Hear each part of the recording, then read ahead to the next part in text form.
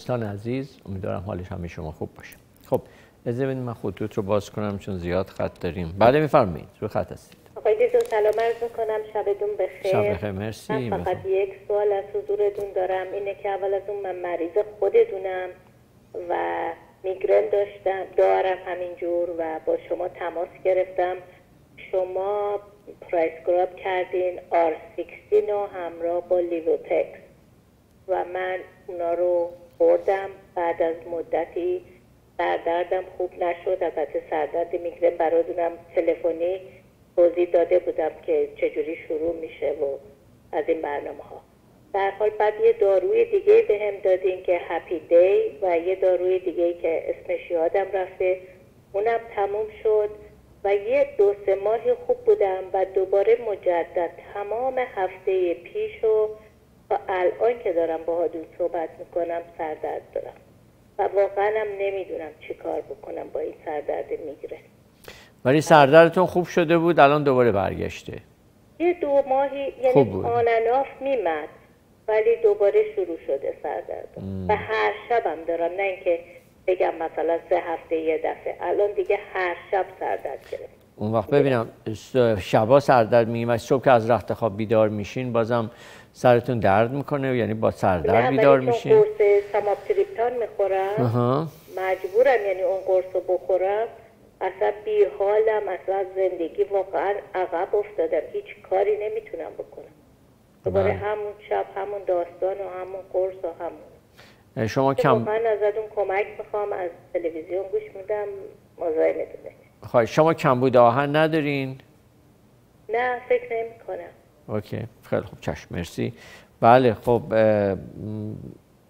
حقیقتا باید بیشتر بررسی بشه، ولی به هر صورت من فکر میکنم که شما اگر که لیووتاکس یک بار دیگه هم بخورید و برای اینکه بیشتر هم این سردردتون مثل که تقریبا کبدیه، یه بار دیگه این لیووتاکس رو استفاده کنیم. به اضافه من فکر کنم ببینید که اگر آهن هم هیچ اشکالی نداره، یه دفعه استفاده بکنین، یه 15 روزی آهن استفاده کنین، ببینید که آیا سردردتون از بین میره یا نه. اینو حتما ترای بکنید. حتما آهن به اضافه مگنیزیم سیتریت مثلا برای لیووتاکس. بفهمید رو خط هستید؟ الو، سلام علیکم آقای. سلام بر شما. خسته نباشین، شبتون مرسی. بخیر. متشکرم. من یه 2 سوال داشتم از خدمتتون. من 59 سالمه. بعد زمانی که مقداری راه میرم یا مثلا یه مدتی که برای 1 ساعتی میشینم، این استخوان حبس طرف راستم شروع به درد گرفتن میکنه و دردش هم تقریبا یه 1 ساعتی هستش، ولی بعدش مثلا خوب میشه. ولی باز مجددا فردا باز اگر مثلا راه برم یا این کار بکنم این دوباره درد. این سوال اولم بود از خدمتتون کردم. سوال دومم اینه که برای پسرم این انگشت زیر انگشت پاهش، کف پاهش خواب میره آقای دکتر و یه حالتی داره که میگه احساس میکنم مثلا نام این هیچ احساسی ندارم، طرف پای راستش هم فقط هستش، پای چپش نیستش و خیلی هم میگه پاهام سنگینه، وقتی که میخوام راه برم احساس میکنم سنگینه. ورزش هم میکنه خوب، بعد آزمایش خونم داده، گفتن هیچ مشکلی نداره، فقط گفتن باید بره برای دکتر نورولوژیست. حالا میخواستم ببینم که شما یا چیزی دارین یا فکر میکنین مشکلی برای اون هستش. اگر لطف کنید من از تلفن گوش میکنم، محبت میکنید به من. پسرتون چند سالشه؟ 29 سالشه. 29 سالشه، خیلی خوب. من فکر کنم پسرتون این بیشتر مربوط به نرو سیستمه و میتونه یه دونه دارو من میگم اینو حتما استفاده بکنه، امیدوارم با این خوب بشه. اسمش هست بنفوتایامین. این بله، بنفوتایامین ویتامین B1 که محلول در چربیه، برای نرو سیستم خیلی خوبه. بنفوتایامین این رو یه دونه قرص مثلا یه قرص 2 بار در روز اگه استفاده بکنن، من فکر کنم خیلی کمکشون خواهد کرد. بله. و در مورد شما من فکر کنم که خب این یه مقدار اسپازم عضلانی فکر میکنم شما میگیرین و بهترین راهش این است که شما مگنزیوم سیتریت استفاده کنین برای یه مدتی. مگنزیوم سیتریت رو توی آب میتونین بریزین و بخورین، که حتی قرصش اگه دوست ندارین پودرش رو بگیرین، قرصش رو میتونین بگیرین و استفاده کنین. یه 2 تا 500 میلی گرم در روز استفاده کنید و نتیجه‌اش رو من بگین. بله بله. بعد مطب شما دارن اینو من بگیرم؟ مطب ما هم دارم. بله بله. خیلی محبت کردین. متشکرم. خدا نگهدارتون باشه. بفرمایید، رو خط هستید؟ سلام دکتر. سلام. سوال من اینه که من داروهای شیمیایی استفاده میکنم به خاطر فشار خون بالا. بعد اگر لیموتاکس بخوام استفاده کنم بخورم چه ساعتی باید باشه که اینا با هم دیگه نباشه؟ که شما معمولا لیموتاکس رو صبح ناشتا باید بخورین و بنابراین بعد از نیم ساعت 1 ساعت میتونین قرصتون رو بخورید. اشکالی نداره داروی شیمیایی که استفاده میشه با لیموتاکس لاکتوز؟ نه، به هیچ وجه، به هیچ وجه. با لیموتاکس نباید بخورین، بعد نیم ساعت یا 1 ساعت بعدش بخورین. هیچ مسئله. بله بله، هیچ مسئله. خواهش می‌کنم. خدا نگهدار. بفرمایید، رو خط هستید؟ الو، سلام دکتر. سلام بر شما. بفرمایید. مرسی، سلامت باشین. دکتر، من این سالی که امروز برنامه اولیتون کردم که گفتیم قارچه، من سوالم اینه که اون فانگیساید رو میزنم از حالا به بعد به دستم؟ بله بزنین. خوردنیش هم بخورم؟ حتما. آره، اون فانگیساید به دستتون بزنین برای مدتی و تا اینکه خوب بشه اصلا، یعنی چند ماه ممکنه اون رو بعد مجبور بشین بزنین و فانگیساید هم بخورین برای چون من قبلا انگشت پای پامم همونطوری گفتم دوستم مدود اینجا خونه ما مونده بود، خلاصه از این گرفته بودم. بله. با همین دوای شما خوب شدم، ولی همین نبود. وقتی که مال شما تموم شد میخوردم و اینو هیچ، این انگشت من اصلا رفته بود مدت در حالی که اصلا نمیدونستم این قارچه، ولی با اینها اصلا نبود. بعد از این مدت زیادی که دیگه این برای انگشت پام نخوردم و خوب شده بود، الان اومد. پس این کارو من ادامه بدم؟ بله حتما بعد ادامه. آره انشالله با اون خوب میشین. بله با اون خوب میشین حتما. دکتر، این چای بنفشه همون شربت بنفشه هست؟ فرقی نداره با شربت، همون بنفشه هست که شربت هم درست میکنن. روی این هست که شما چای شم بنفشه رو ما میتونیم بگیریم مثل اربایی دیگه؟ مثلا بنفشه رو میتونید. بنفشه همون بنفشه‌ای که تو ایران بود؟ بله همون بنفشه. بله همون. وقت مثل چای بگیریم استفاده؟ بله دمش کنید. بله خیلی ساده است. ببخشید، این کندور من می‌خواستم، اشکال نداره در روز 2 دفعه من بخورم؟ نه کندوریش اشکال نداره، چیز خوبیه، هیچ مسئله نیست. بله یک دنیا ممنون. خواهش میکنم. خدا نگهدارتون باشه. لطف شما. بفرمایید، رو خط هستید. شب بخیر آقای دکتر. شبتون بخیر. بفرمایید. متشکرم. این دماغ من گرفته است بیشتر موقع. اشکال تنفسی ندارم. وقتی مثلا یوگا که میکنم این نفس میخوام بشم دماغم تیپه. امروز دکتر رفتم گفتن برات میتونم استروید بزنم اگر خوب شدی، اگر که ممکنه پولیپ داشته باشم. این من چیکار میتونم که کارم به عمل نکشه و بتونم خوب بشم؟ چشم، پس تلویزیون گوش کنید. مرسی. این زردچوبه با ماست بخورم، این فواید زردچوبه به من میرسه؟ خوبه؟ بله زردچوبه با ماست خیلی خوبه، به دلیل اینکه زردچوبه خیلی گرمه، ماست سرده، اینی که تقریبا اینو بالانسش میکنه. خیلی خوبه همراه با هم. زردچوبه میشه کبد تمیز میشه؟ بله با زردچوبه هم کبد تمیز میشه. زردچوبه برای کبد خیلی خوبه. خواهش میکنم. بله این در مورد که گفتیم بینیتون میگیره، به طور کلی میتونین شما با آب نمک اینو کاملا بشورید، یعنی شبا حتما بشورید، یعنی آب نمک رو بریزین تو دستتون و بالا بکشین و تمیزش بکنین. یا اینکه حتی میتونین به این صورت باشه که از این نتی پاتا بگیرین. نتی پات مثل قوری خودمون میمونه، یه ذره کوچولوتره و لوله‌اش ذره درازتره. شما سالت آب با نمک میریزین این تو، آب نمک رو درست میکنین و بعدش روی وای میسین جلو دستشویی سرتون اول از این ور یعنی میکنین با این میریزین که بره از این تو برگرده، دوباره از این ور برگرده و اینو چند بار شستشو میدین تا اینکه این همیشه باز بمونه. و شبم که میخوابید حتما تو اتاقتون یه دونه استیمر بذارین که یه ذره بخار تولید بکنه که به اصطلاح مشت باشه اتاقتون. بفرمایید، رو خط هستید. سلام آقای دکتر. سلام، بفرمایید. آقای دکتر، من یک نظری از شما میخوام راجع به آرتریز برای کسی که خانمی که بیماری قلبی داره خب و تشخیص داده شده که مثلا 80% قلبش گرفته، بیشترش هم با روش کلسیومه. بله. بعد من برنامه شما رو گوش میدم آقای دکتر، بعد یه راجبه ریسرچی کردم راجبه دکتری که شما شاید میشناسید، خیلی معروفه، دکتر لینس پالینگ که الان دیگه نیست، فوت کرده، ولی ایشون خیلی تو کارش نوشته بود که کاملا میتونیم هارت دیزیز رو ریورس کنیم. کاملا صحیحه. بله، با ویتامین C. بله خب میفرمایید. بعد آقای دکتر یه چیز دیگه که گفته بوده اینه که میگه که مریضش میذاشته روی ویتامین C بالا، دوزش بالا و در ضمن ویتامین C هستش که روش بهش میگن لایپوسوما ویتامین C که مثلا کوتد هستش که دوزش بالا کسی میخوره معده‌اش اذیت نکنه. بله. ویتامین C معمولی نیست. بعد از این ایشون لایسین هم که من روی وبسایت خوندم خیلی پرسکرایب کرده لایسین که لایسین میره جلوی اتروسکلروزیس رو میگیره یا اتروسکلروزیس رو تمیز میکنه، اون لایسین امینو اسید. و ویتامین C هم دیوریز رو نمیذاره که اکسیدیت بشه، فری رادیکال رو بگیره که سوراخ بشه دوباره اینا بگیره. بعد میخواستم من کسی خانمی که اینطوری وضعیتی داره 80-90% گرفته میگه کاملا میشه ریورس کرد با این روشی که دکتر پالینگ توضیح داده توی وبسایتش. مثلا برای ایشون مثلا ما لایسین بگیریم و های دوز ویتامین C بگیریم، ایشون شانس داره که تمیز بشه، ریورس بشه ویتامین C.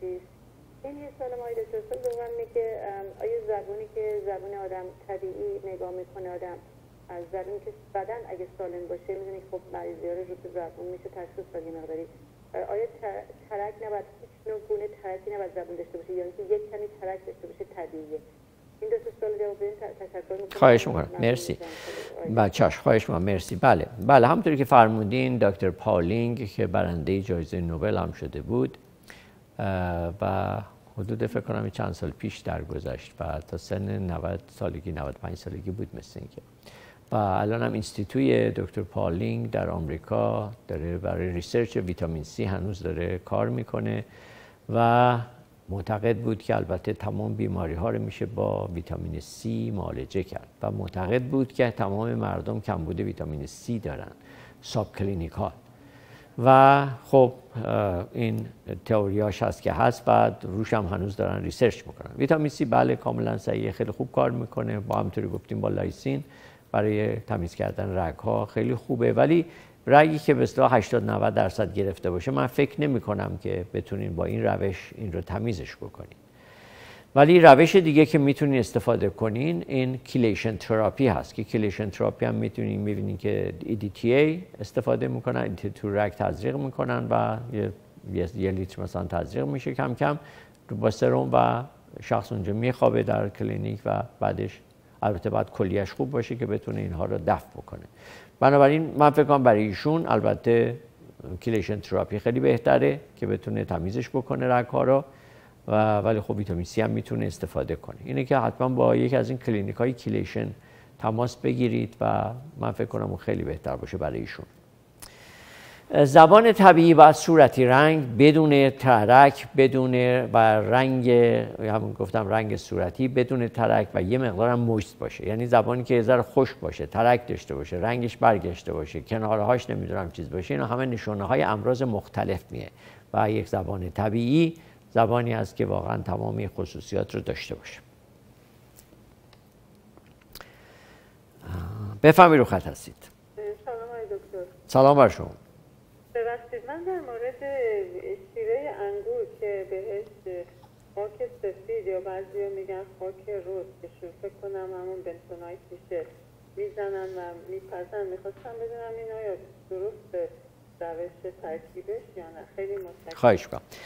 نکنیم برای شیره انگور خیلی ساده است که شما فقط انگور یعنی آب انگور بگیریم و این آب انگور رو بجوشونین که بشه شیره انگور و این هم در قدیم استفاده میکردن، الان هنوز به همین صورت. البته برای اینکه اون خاک رزی که میزنن برای این میزنن که به اصطلاح رنگش را یه مقداری کدر نکنه و رنگش مثلا خوش رنگ بشه. اینه که خاک رز هم بزنین هیچ اشکالی نداره، اگر هم که نزدین بازم اشکالی نداره، یعنی اون خاصیت اون رو از بین نمیبره و از بزنین هم یعنی فقط یه مقدار رنگش قشنگ‌تر میکنه. بفرمایید رو خط هستید. بفرمایید رو خط هستید. شب بخیر. بفرمایید. مرسی. بفرمایید. من همچون که متوجه صدا میگیره یه مدتیه، خودم نمیدونم که بعد رفتم دکتر معده‌ام رو چک کرده، پرابلم باریون خوردم و اکسری کرد و از این چیزا، زیاد به صورت پرابلم نداره، ولی دارم اینقدر معده‌ام خیلی گس داره، بی نهایت گس دارم. نمیدونم مال اسیدی معده است یا مال تایروید گوشم هم تهش میخوره یا آلرژی. سوالم از شما اینه که یادم میاد شما فرمودین که واسه تایروید چه کارایی بکنیم، ولی یه آزمایشی رو گفتید، چون من هرچی میرم میگه نره، یه آزمایش شما فرمودین گفتین که خیلی دقیقه. آزمایش خونش چی بوده که دکتر اونو ساده یعنی تجویز نمیکنن؟ اونو میخوام بدونم، ممنون میشم. اگه یه واسه گرفتگی صدام چیکار کنم؟ خیلی منو بادر میکنه. خیلی چشم براتون میگم. بله نگاه کنیم، برای گرفتگی صداتون چند تا کار میتونیم بکنیم. یه دونه از این آب نباتای لیکورش بگیرین، شیرین بیان، اینا رو میتونین استفاده کنین. مغازه ایتالیایی معمولا دارن آب نبات شیرین بیان، خیلی استفاده میکنن. بگیرین و مرتب هر 2-3 ساعت یه دفعه یکی از اون رو بمکینین، خیلی برای صداتون کمکتون میکنه. و برای یا اینکه نشاسته گندم میتونین بگیرین بپزین و بخورین، هم سینه رو صاف میکنه. دیگه اسلیپری الم خیلی خوبه، اسلیپری الم رو تو آب بریزین و اینو یواش یواش بخورین، هم خیلی خوب و میتونه خیلی کمکتون بکنه.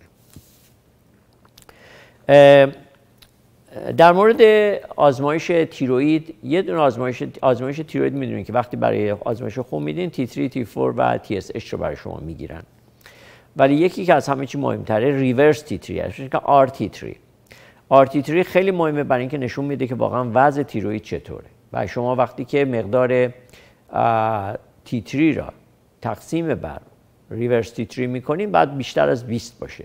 اگر بیشتر از 20 باشه نشون میده تیروئید سالمه، اگه کمتر از اون باشه معمولا نشون دهنده این هست که تیروئید خوب کار نمیکنه. بعد دوم میگفتم که در جهت بدنتون رو بگیرین در زمانی که پریود هستین.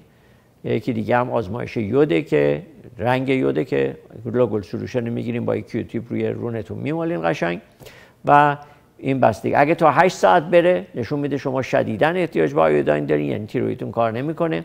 16 ساعت اگر که رفت نشون دهنده این هست که شما تقریباً میشه گفت نرمال هستین، و 24 ساعت به بالا وقتی که در بستر رنگش بره نشون میده که شما واقعاً تیروئیدتون سالم. بفرمایید رو خط هستید. سلام علیکم آقای دکتر. سلام علیکم. مرسی. شبتون بخیر. بفرمایید. بخشید ممنون میشم. من یه سوالی داشتم به پراستیت که بزرگ میشه. این دکتری من چند وقت هست که میرم، ایشون دارو داد و به هر حال اوادار هست کوچیک میکنه پراستیت ها. دفعه آخر که رفتم گذاشت برای سیستوسکوپی و گفت که شما سنگ در مثانه دارید و باید بیاید که سنگ‌ها رو خارج کنیم و بعدم اگر پروستات بزرگ شده لیزر کنیم. میخواستم ببینم نظر کلی شما چی هست و چه راهنمایی شما میکنید. اون داروی پراستیت ساپورت شما من حتی چند دفعه گرفتم و اینها، ولی اثر زیادی روی کوچک شدن پروستات و اینا نداشت. دور شدم که برگردم همین دارو کیمیکال و اینا رو استفاده کنم. من 63 سالمه و یعنی مشکل خاصی ندارم، ولی به طور کلی این موقعی که چیز باشه چند دفعه مجبورم در شب برم بیرون، ولی دور روز مشکلی ندارم. اگر سوالی ندارید قطع میکنم. پی اس اتون چند بوده دفعه پیش گرفتین؟ دفعه آخر 3.5 بود. از یه دفعه رفت تا 7 و 8، ولی دفعه آخر 3.5 بود. ولی ایشون گفت که چون که به اصطلاح در آزمایشی که کردیم خون در ادرار دیده شده، شما برو یه عکس کلیه بگیر و بعدم من ببینم از کلیه هست یا از به حساب بلادر هست. بعد که گفت باید سیستوسکوپی بکنیم. گفت من دیدم که سنگ‌های بسیار زیادی هست در اونجا و اینا رو باید ما خارج کنیم. حالا ما رو گذاشته روی اسکیجول که بریم، حتی آوت آف پیشنت هست، ولی گفت که باید اینا اول سنگ‌ها رو خارج کنیم، بعد یه دفعه دیگه بیای لیزر کنیم که پروستات کوچیک، یعنی سایزشو کوچیک کنیم که مشکلی دیگه بعداً پیش نیاد. بسیار خوب. چشم. مرسی. خیلی متشکرم. متشکرم قربان. خواهش قربون شما. بله نگاه کنین، کلا البته من مخالف هستم با این لیزر کردن پروستات، چون نتیجه بسیار خوبی نمیده در حقیقت. یه چیز جدید اومده و دیدم که کسانی که کردن نتیجه خوبی نگرفتن ازش. ولی خب شما اگر مسئله فقط سنگتونه، سنگ‌های بلادر میتونه با داروی طبیعی از بین بره، خیلی هم زود از بین میره. معمولا مخلوطی از کلیورستی و چیز دیگه یادم نیست و من دارم این فرمولش را. کلیورستی خیلی خوبه به طور کلی، اگه تنها هم حتی کلیورستی رو بخوریم و حتی با کاکل ذرت، این دوتا خیلی خیلی خوب این سنگ‌ها رو میشکنه و بیرون میاره. یعنی واقعا احتیاجی به اون عمل جراحی یا سنگ‌ها رو کشیدن بیرون از این بساطا نیست، میتونه چیز باشه. و برای کوچک شدن پروستات هم من فکر میکنم البته شما باید همراه با یک دایت داروهای طبیعی پروستات رو بخورید. یعنی سعی کنید که قهوه، چایی و شکر، نمک، چیزهای سرخ کردنی و اینها رو اگه بذارین کنار و فقط یه داروی طبیعی پروستات بخورین، من فکر کنم که پروستاتتون خیلی خوب بیاد پایین، یعنی تورمش بیاد پایین و همینطور PSAتون بیاد پایین. من داشتم همه مریضایی که داشتم مدتی که این کارو کردن با یه دایت خوب که داشتم PSAشون اومده زیر 1 و این کارو میتونیم بکنیم. اینه که هنوزم وقت دارین که به اصطلاح بریم به طرف داروهای طبیعی و خیلی ساده واقعا این پروستات رو میتونین کوچیک بکنین، چون داروی شیمیایی به طور کلی همشون میتونه ساید افکت های عجیب غریبی داره به هر صورت. بفرمایید، رو خط هستید. سلام عرض کردم آقای دکتر. سلام بر شما، بفرمایید. مرسی. آقای دکتر من از نیویورک خدمتتون زنگ میزنم. 75 سالم. خواهش میکنم. مریض خودتون هستم. جدیداً تقریبا یه هفته پیش صورتم سرخ میشد، داغ میشد و قلبم هم گفت شبا میزنه. بعد از خواب مخصوصا گاهی بیدارم میکنه شدت زدن قلبم. بعد الان 2 روزه که سرم میره، یعنی نه اینکه بخورم زمین یا قسمت بالای سرم حالت خلع داره یا حالت گیجی داره و من میخواستم ببینم که این آیا علامت فشار خونه. در ضمن من از شما برای دردم دوای مگا بنفوتیامین گرفتم. 2 تا 250 میلی گرمی روزی 2 تاشو میخورم.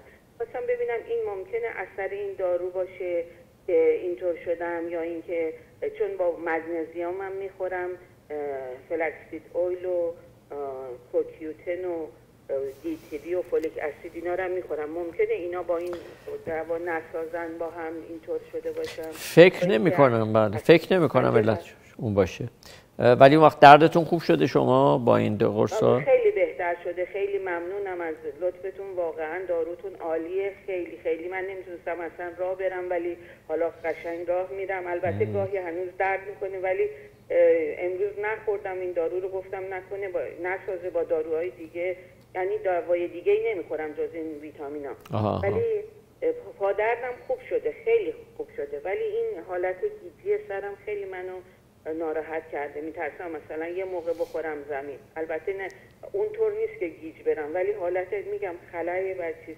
یکی اینه میخواستم اینو اگه علامت فشار خونه یا ناراحتی قلبی برای قلب اگر بخوام آزمایش بدم چه آزمایشی هم اثرش بهتره هم ضررش کمتره؟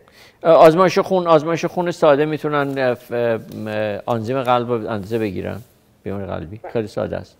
یا آزمایش خون بدین و من فکر میکنم که شما ممکنه کمبود آهن هم داشته باشین، اینجوری که شما میگین که میخوایم بخورین زمینی حالت خلأ دارین، یعنی خون به مغزتون نمیرسه. بله. این ممکنه به علت کمبود آهن باشه. رگم ممکن نیست گرفته باشید چون من کلسترولم خیلی بالاست. البته شما یه دارویی دادین کپسولتون رو خوردم خیلی آورد پایین، تقریبا 25% آورد پایین، ولی باز یه مدت ناپرهیزی کردم ممکنه 2 مرتبه رفته باشه بالا. ممکنه، همه اینا امکان داره. شما یه آزمایش خون بهتره بگیرین، هم کلسترولتون بهتون میگن چیه و همین که آهنتون یعنی فریتین بگیرم و بعد خدمتتون حتما به من زنگ بزنین. بله مقدار فریتین رو حتما بگیرن، فاکتور قلب رو بگیرن و دیگه برای شما چیزو بگیرین، فاکتور قلب رو چی بهش میگن به انگلیسی آقای دکتر که من بگم؟ یه پروتئین مخصوصه، یادم رفته پروتئین بگیم بهش، خودش بلده میدونه. و دیگه چی؟ دیگه و این فشار خونم قبلا داشتم. بله ممکنه بله فشار خونتون هم خودتون بگیریم ببینین که چیه، بالا نرفته باشه. فکر نمی‌کنم چیزی باشه. من احتمالاً میدم که احتمال ممکنه به علت کمبود آهنتون باشه. این قرمز شدن صورت و حرارتی الان مثلا صورتم داره میسوزه. خب ولی اینجا هوا سرده. خب نه شما یه هات فلش هم دارین، حالا من نمیدونم مال چیه. این حالا شاید به علت هورموناتونه. نه بنفوتایامین این کار رو نمیکنه. بنفوتایامین بیشتر روی عصبا اثر میذاره و اون همون دردتون رو که برطرف کرده. خیلی جالبه این، چون بیشتر روی اعصاب اثر میذاره، روی نرو سیستم اثر میذاره. من فکر میکنم نرو بود، چون شما فرمودین نرو و اینا برام فرستادید. بله با اون با مگنزیوم و اینا میخورم اشکال نداره؟ نه مگنزیوم اتفاقا برای قلبتون هم خیلی خوبه. مگنزیوم چیز خوبیه، چیز بدی نیست اصلا. فقط نه آزمایش خون بگیریم ببینیم چی میگه. بله بعد خدمتتون. خواهش میکنم. الان پس خطری ندارین؟ نه این چیزی نیست. ان شاء الله آزمایش خون بگیریم ببینیم چیه. خیلی ممنون. خدا نگهدارتون باشه. خواهش میکنم. بفهمید. خواهش میکنم. سلام علیکم. سلام بر شما. مرسی متشکرم. بفرمایید. یک سوال خدمت شما دکتر. من پسرم از دیشب تا حالا حضور شما عرض کنم از خواب تو خواب بوده. از خواب که بلند شده همون ساعت 4 یه زنگ تو گوشش افتاده آقای دکتر و خیلی ناراحته. تا الان هم همینطوری این زنگ تو گوش این هستش. خیلی دستپاچه شد، رفت دکتر اینا بهش گفتن باید MRI بگیریم. حالا گفتم خدمت شما زنگ بزنم که چیکار باید بکنیم دکتر جان، این مسئله اینطوری شده. این از چی میشه شده باشه؟ خب این احتمالاً ممکنه همون یک بالانس گوش میانی به هم خورده باشه، یعنی این ناراحتی، و گهگاهی هم حتی ممکنه به علت ضعف شدید باشه که این زنگ توی گوش میاد. MRI بگیرن ببینن که البته برای اینکه ببینن گوششون چیزیش نیست و من فکر کنم فکر خوبیه که MRI بگیرن ببینن چیه. ولی در عین حال شما میتونین یه مقدار روغن زیتون تو گوشش بریزین ببینین که، یعنی توی 2 تا قطره روغن زیتون تو هر گوش بریزین ببینین که. گفتم آقای دکتر من صحبت کردم با یکی از دوستام، گفت سیر رو بکوبیم با روغن زیتون دو قطره بچه کنیم. سیر خوبه؟ سیر رو که نه سیر رو که میکوبین شما چیزش کنین، از توی پارچه بگذرونین که فقط آب سیر رو بگیرین، نه خود سیر رو. بله. آب سیر رو قاطی کنین با روغن زیتون. آره دو قطره آب سیر مثلا حتی بیاد با اون 2 قطره 3 قطره هم روغن زیتون قاطی کنین و تو گوشش بریزین ببینین چی میشه. ان شاء الله کمک کنه. خدا نگهدارتون. شبتون بفهمید. رو خط هستید. سلام آقای دکتر خوشبین. سلام بر شما جان. 3 تا سوال از حضورتون داشتم. بفهم. یکی اینکه پولیپ رحم از چی به وجود میاد و چه جوری میشه جلوشو گرفت. دوماً که این چیاسید برای چی خوب آدم بخواد استفاده کنه. بعد سوال سومم اینه که برنج قرمز بهتر از برنج سفیده، فایبرش زیادتره یا چه جوریه؟ سبوسش زیادتره. اوکی چشم. خیلی ممنون. بله پولیپ چطوری به وجود میاد؟ نکنین وقتی که بدن ما یه قسمت مواد سمی پیدا میکنه، مواد سمی در یه قسمت میره و این میخواد جمعش کنه جای دیگه نفرسته بره و بنابراین چیکار میکنه؟ یه پولیپ به وجود میاد، یه زائده به وجود میاد یا یه سیست به وجود میاره. و البته به علت اینکه کثیفی محیط یا به علت بالا بودن هورمون ها و بالاخره اختلال در هورمون ها هم این حالت به وجود میاد. چیاسید همین تخم شربتی هست که بسیار چیز خوبیه واقعا از نظر داشتن ویتامین ها، مخصوصا مواد پروتئینی و خواص خیلی زیادی داره. برای اولا شما میتونین چون استفاده کنین ازش برای اینکه پروتئین خیلی بالایی داره. اونایی که ویژیتریان هستن براشون خیلی خوبه. و ضمناً غیر از این چیاسید همونطوری که میدونین برای اگر زخم معده، ناراحتی معده و روده باشه چیاسید خیلی خوب کمک میکنه و طرز خوردنش هم به این صورت که یه قاشق شما چیاسید بریزین توی آب بذارین بمونه تا صبح میبینید کاملا ژله‌ای شده و صبح ناشتا اونهایی که معده ناراحت دارن میتونن بخورن و بعد از 20 دقیقه مثلا صبحونه بخورن به شکم خالی. برنج قرمز بله، برنج قرمز از برنج سفید بهتر هست، به دلیل اینکه می‌دونید در قسم البته دو تا چیز مختلف هست، ولی برنج سفید به دلیل گرفتن سبوسش که از همه و اصلا میگن سبوس برنج تمام مواد معدنی رو توش داره. یعنی واقعا ببینید سبوس برنج چقدر جالبه، هم مواد معدنی و ویتامین ها. و خب متاسفانه اینو میگیرن و برنج سفید به ما خورده ما میدن. و البته برنج قرمز یک مقداری این مواد هنوز روش هست و این هنوز این مواد رو داره و از لحاظ مواد معدنی و از لحاظ مواد ویتامینی بهتر از برنج سفیده.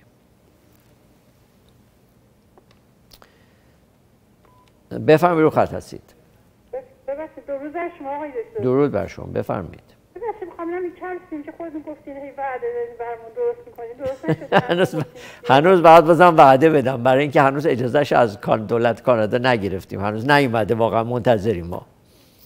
آقای دکتر چشم برای فانگس چشم میفته، یه دفعه پرسم ازتون ناراحتی به وجود نمیاری وقت کور بشه یه اتفاق دیگه بیفته؟ فانگس توی چشم میفته؟ کجای چشم افتاده فانگس؟ خیلی ناراحته. هر دکتر رفتم میگن خشکی داری ولی خب خشکیه ولی فانگس که توی چشم نمیفته. نه.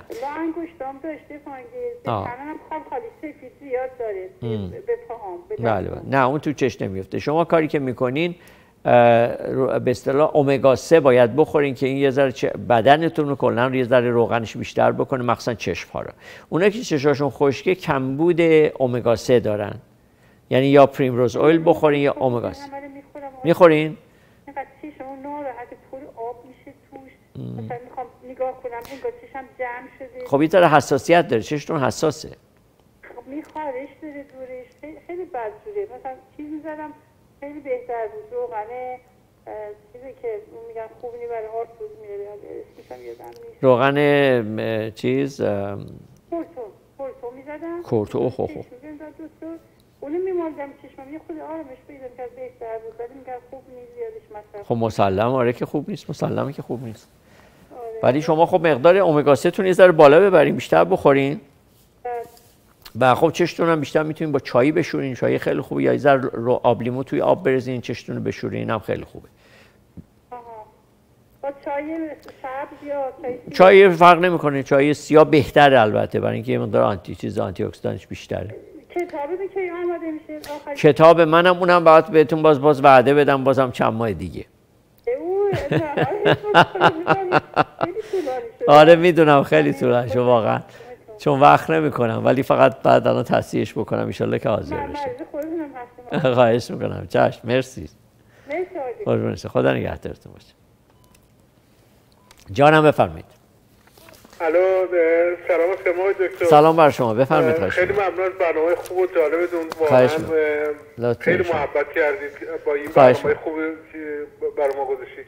دکتر من قبلا عرض کردم خدمتتون که من کنسر معده دارم و شما فرمودید که صبح یه قاشق نصف قاشق چای شیرین چیز بخورید، خدمت شما که جوش شیرین، و شبم همینجور. ولی من اینو خوردم، ولی با کیموتراپی دومی من راه رفتنم بهتر شده، من یه خورده بهتر میکنم. و امروز باز دکتر داشتم گفتن که اینو شما استفاده کنید، اینو با شما استفاده کنید کیمیکال، و همونطور که خواهد بهتر شد با بقیه بدنم بهتر میشه. یعنی جوش شیرین رو گفتن استفاده کنید، دکتر گفت جوش شیرین استفاده کنید.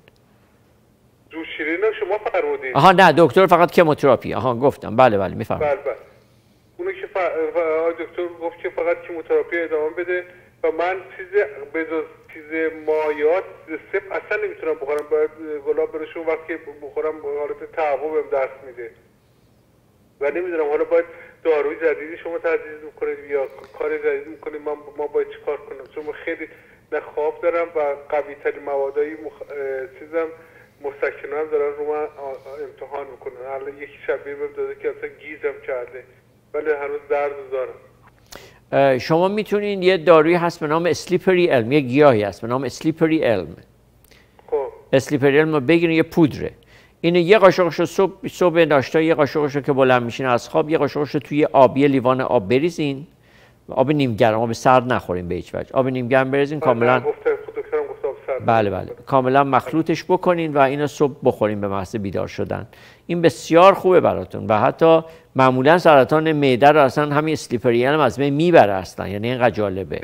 آره چیز بسیار عالی است. اینه که هر روز اونو چی فرمودم؟ جوش شیرین رو ادامه بدم یا جوش شیرین؟ گفتم براتون دو جوش شیرین به طور کلی درمان سرطان اصلا. جوش شیرین خیلی ساده و این اسمش دکتر مانسینیه، مثل این که ایتالیایی، که اصلا تمام سرطان ها رو فقط با جوش شیرین درمان میکنه.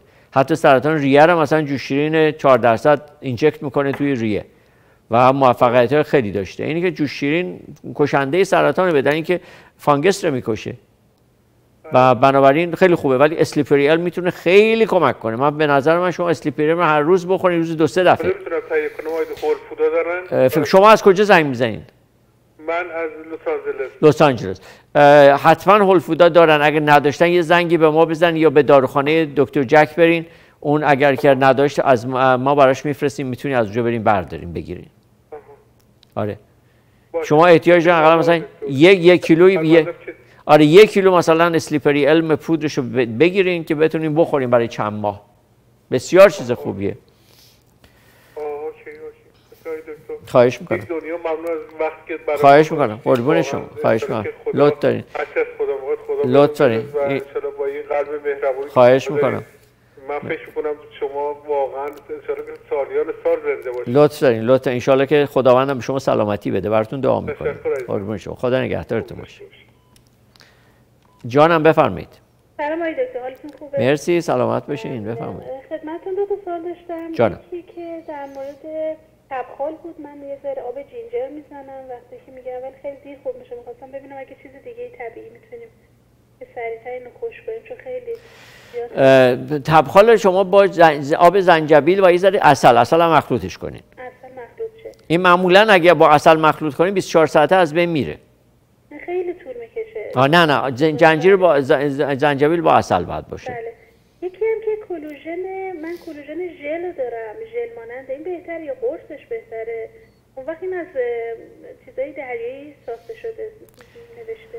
نه نگاه کنیم، ما 3 جور کلیژن داریم، یعنی تایپ 1 و تایپ 2 و تایپ 3. تایپ 1 و 2 کلیژنی هست که مال 1 و 3. تایپ 1 و 3 کلیژن مال چیکنه، تایپ 2 کلیژن ماهیه، از ماهی میگیرن. این بهتره. بستگی داره شما بخواید چیکار بکنید. اگه برای آرتروز و اینا میخواید استفاده کنین، تایپ 2 از همه بهتره. تایپ 1 و 3 برای صورت و پوست صورت و اینا خوبه. آره. جانم. و یکی دیگه استواره زالزولا که اگه لطف کنید. کراتاگس اسمش هست. خیلی ممنون. چیشو بهتون بگم؟ اسم خارجیش. اسم خارجیش هست هاوتورن. H داره اول. HAWTHORN. نه HAWTH بله. ORN. هاوتورن. اوکی. مرسی، خدا نگهدارتون باشه.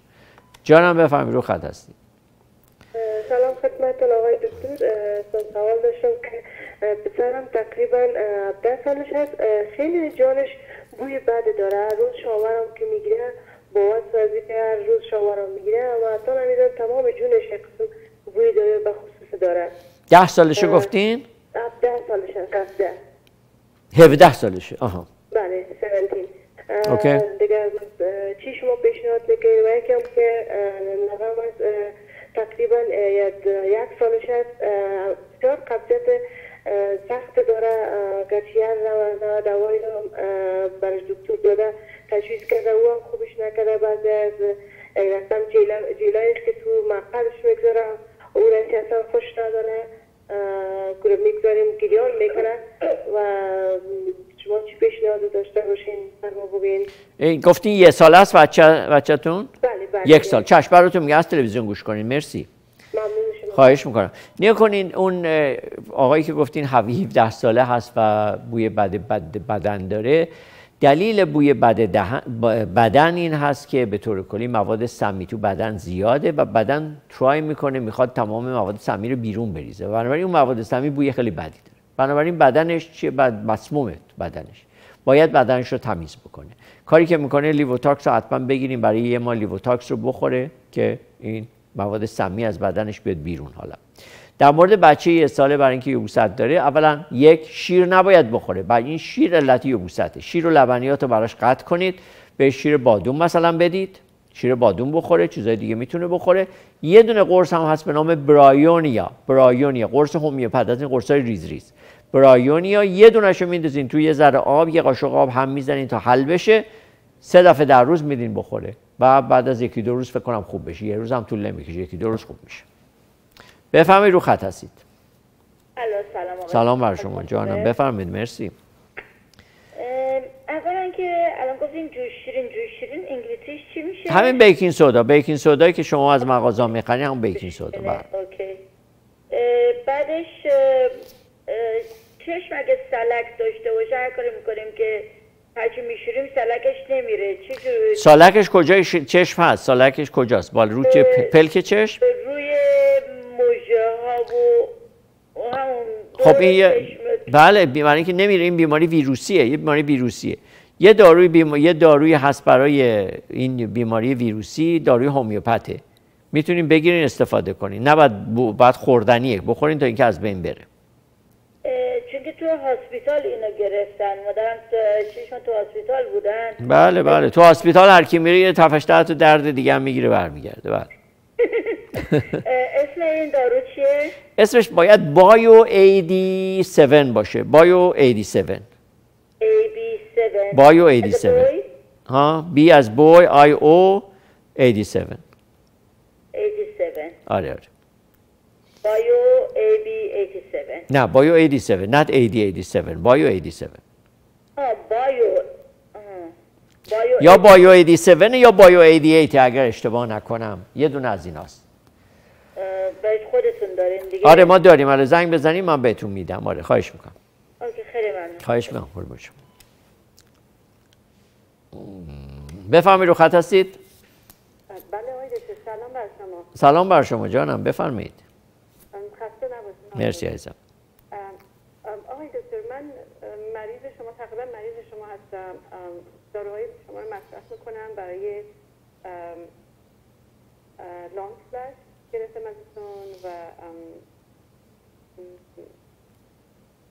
بامبو اکسترکت. بله میفرمایید. آیا خوش میکنم آقای دکتر؟ من شروع کردم دارو خوردن، فعلا که هیچ نشونه ای نیستش که زیاد کاری کرده باشه تا حالا. تازه البته شروع کردم. بعد می‌خواستم ببینم که چقدر بعد مثلا اینا رو خورد دیگه از هر کدوم یکی ازتون گرفتم. خب شما باید بخوریم ما ببینیم چیه، یعنی یه ماه اول باید بخوریم ببینیم اثرش چیه. اگه دیدین که اثرش خوبه یه مقدارم به عنوان مینتیننس میخوریم و بستتونه، هیچ اشکالی نداره. بعد این حالت احساس میکنم که حالت تو سینه‌ام وقتی سرفه میکنم یه مقداری هم آقای دکتر خیلی ریزه، خیلی ذره‌ای توی خلطم دارم، مقداری کمی نه زیاد خون هست.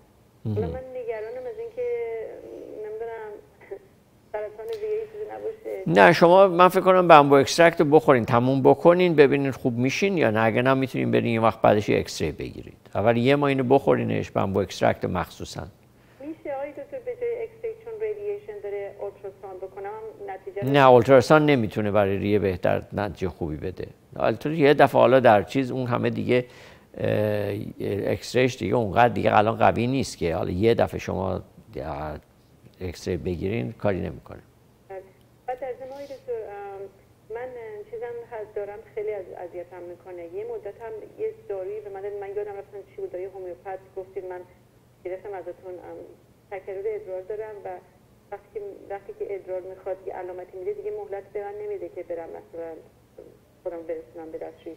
خیلی اذیت میشم و خیلی واقعا شکنجه‌آوره. این یه دونه گیاه هست، اینا برای این خیلی خوبه براتون اگه استفاده کنین. اسمش هست انجلیکا آرژنتینکا. انجلیکا این خیلی خوبه برای شما. انجلیکا این گیاهه؟ بله گیاه انجلیکا. بعد اینا همه جا میتونم پیدا کنم؟ بله معمولا هلت فود استور داره. بله فقط بگم چیزی انجلیکا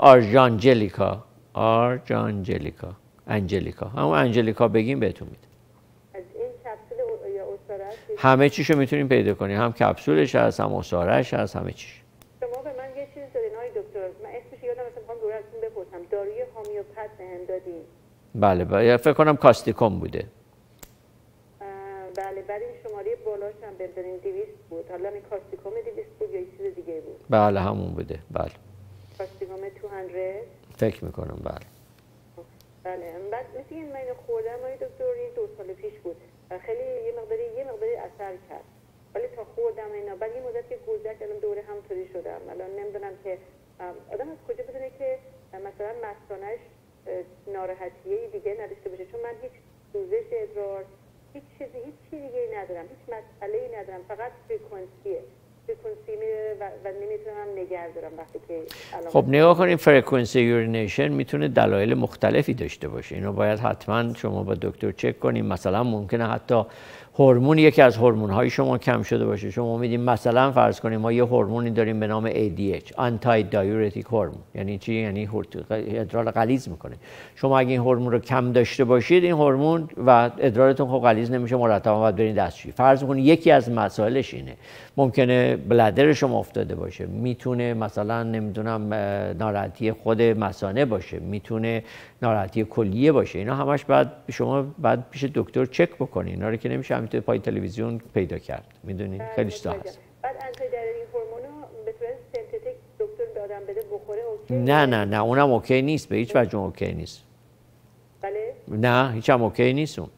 اینی که بعد میگم دلایل باید پیدا بکنه، مخصوصا اگر که همچین چیزی هم باشه باید داروی گیاهی مثلا شما بخورین که بتونه برای شما هورمون درست کنه، هورموناتون به هم مثلا نخوره. همچین چیزایی هست. خیلی چیزای نکات خیلی باریکی هست اینجا. شما ADH دارویی براش دارین بعد صحبتتون بخواید بگیرین؟ نه خیر هم چیزی نیست. میگم اول باید کاملا بررسی بشه ببینید چی هسته اصلا، مسئله چی. نه نگاه کنید شما داری مرتب از من سوال میکنی، من 6 تا 10 تا خط دارم. اجازه بدید من خطوط دیگر رو بگیرم. اوکی؟ جان. آزمایش ادرار باید بکنی، آزمایش خون باید بکنی، اینا همش هست. همه اینا رو باید بکنی. دکتر باید تشخیص بده، شما پیش متخصص کلیه میتونین برین، اینا همه رو براتون بگیره. خیلی ممنون. خواهش میکنم. خدا نگهدارتون. بفرمایید رو خط هستید. آقای دکتر سلام علیکم. سلام بر شما، بفرمایید. قربان من یه مقداری سوال داشتم راجع به از حدود 8 ماه پیش این انگشتای پای من یه مقداری نام میشه و یه مقداری خواب رفتگی پیدا میکنه به خصوص شبا. بله. در روزا صبح. حالت مثل جوینت پرابلم انگشتای دستم هم هستش. آزمایش خون دادم بوردرلاین شوگر هستش، کلسترول بوردرلاین. بعد باید یه مقداری کم بشه. خب یه 10 پوندی 15-20 پوندی دکتر خانوادگی میگه. ولی مشکل دیگه آزمایش آرتروز هم دادیم مثل روماتیسم و اینا، آزمایش خون چیزی ندیدن و اینا. ولی اصولا میگن خیلی آزمایش خونتون بد نیست، ولی خب به هر حال بهتر میتونیم بشیم. حالا نمیدونستم شما خب ممکنه علتش اولا نرو باشه، ممکنه علتش این باشه که مثلا رگاتون یه مقدار گرفته، این احتمال هست. دیگه میتونه اسپازم عضلانی باشه به طور کلی، خیلی چیزا میتونه باشه، میتونه همون نروپاتی به اصطلاح قند باشه، خیلی چیزا هست.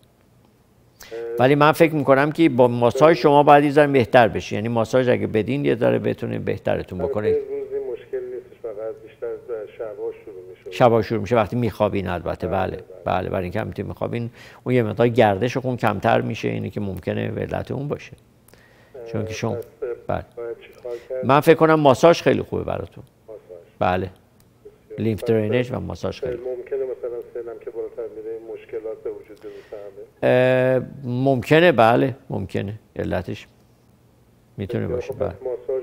آره من فکر کنم ماساژ خیلی خوبه. اگه خودتونم بخونید ماساژ بدین با کیسه، مثلا با کیسه خشک ماساژ بدین یه چند دقیقه‌ای. چیزای طبیعی شما نمیتونید ساجست کنید که کمک کنه. گردش خونتون اگه بخواید بهتر بشه کایان پپر مثلا خیلی خوبه تو غذاتون بریزین بخورین. کایان پپر اون فلفل تند قرمز رنگ.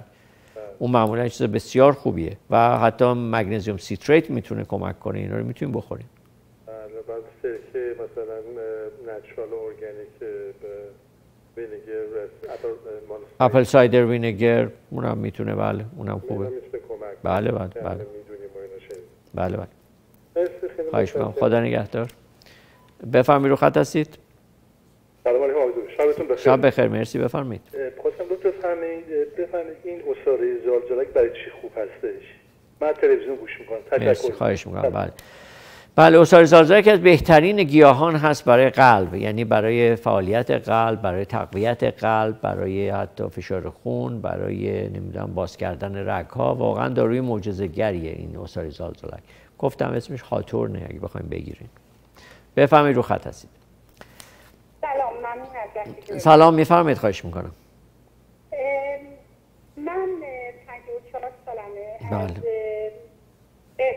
از می میشه گفت پریودم قطع شده و توی با اکسرسایز 50 پوند کم کردم، اما اخیراً شکمم بزرگ شده. بهم دکتر گفت افتادگی شدید رحم داری، اما شکمم با راحت ورزش میکنم و وزنم متاسفانه داره میره بالا، در صورتی که همون ورزش‌های قبل رو دارم و مراقبت. سوال اولم اینه که آیا ورزشی که دارم هنوز میکنم اوکی هست با توجه به افتادگی رحمم و من چه دارویی رو میتونم بخورم که احتمالاً هورمونم به هم خورده، بتونم که وزنم رو دوباره به دست بیارم، اون وزن اینقدر بالا نره. آها، بسیار چشم، مرسی. من خیلی بد خاصلتیز دارم اخیراً. این حدود میشه گفت 3 هفته 4 هفته هسته خیلی شدیده خاصلتیز دارم من. بله خب هورموناتون به هم خورده، مسلما هاتفلش پایین داشت. بله چشم، براتون میگم. مرسی، خواهش میکنم. خودت. بله نه، ورزش ها اشکالی نداره، ولی کاری که شما میتونین بکنین، شما نگاه کنین الان هات فلش که دارین، میتونین اول از داروهای گیاهی استفاده کنین، مثل ویتامین B6 خیلی خوبه براتون، بلک کوهوش براتون خیلی خوبه که بهش بلک کوهوش گیاهی است که خیلی خیلی خوبه برای منوپاز و اسم علمیش هم از سیمیسیفوگا راسموسا، میتونین از این استفاده کنین. وایلد یم کریم یا اینکه دایوسکوریا کریم خیلی خوبه برای اینکه پروژسترونه، کریم پروژسترون طبیعیه، میتونین رو سینه هاتون بمالین. مخصوصا پروژسترون کریم خیلی کمک میکنه برای هات فلش. و دیگه میتونین، من دارویی دارم به نام ویمنز ساپورت که اون هم هورمونا رو تنظیم میکنه. اگر که هیچ کدوم از اینها کار نکرد، شما باید بریم پیش دکتر متخصص بایو آیدنتیکال هورمون. هورمون کاملا طبیعی و درست شبیه هورمونی است که بدن ما میسازه و بنابراین میتونه اگر براتون نسخه بنویسه که هورمون طبیعی بسته برای شما که دواخونه مثل اون داروخانه‌های قدیم واسه شما درست میکنه، مخصوص شما درست میکنه. اینه که بایو آیدنتیکال هورمون بسیار عالیه و میتونین استفاده کنین. اگر که گفتم داروهای گیاهی کاری نکرد، داروهای گیاهی اول انجام بدین، بگیرین و استفاده کنین. خب این آخرین سوال بود و چند نفر دیگه هستن، من جوابشون رو میدم.